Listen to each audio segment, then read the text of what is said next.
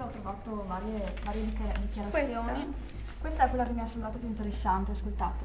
Il presidente iraniano Khatami ha definito Israele l'asse del terrorismo, invitando tutti gli iraniani a partecipare la settimana prossima alle manifestazioni anti-israeliane che ogni anno si svolgono nel paese nell'ultimo venerdì del mese di Ramadan. Cioè, interessantissimo perché questo non può dire di non averlo detto, essendo che sono delle dichiarazioni che sono ufficiali. Spieghiamo magari cosa stiamo facendo. Questo è un comunicato ANSA.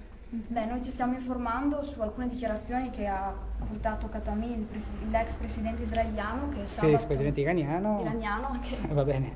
Che sabato sarà presente qui a Udine nella manifestazione Vicino e Lontano.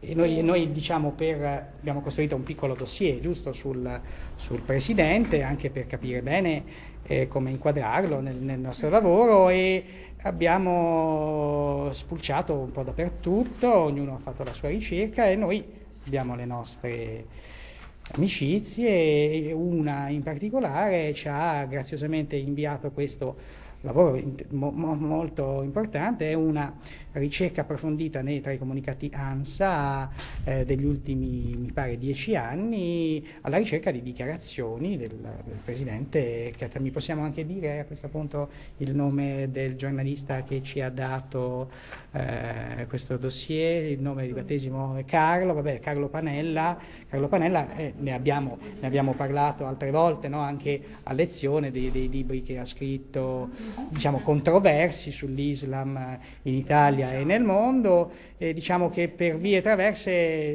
è riuscito a sapere non solo di vicino lontano ma anche delle nostre intenzioni, e ben volentieri ci ha fornito un piccolo contributo alla costituzione del nostro dossier.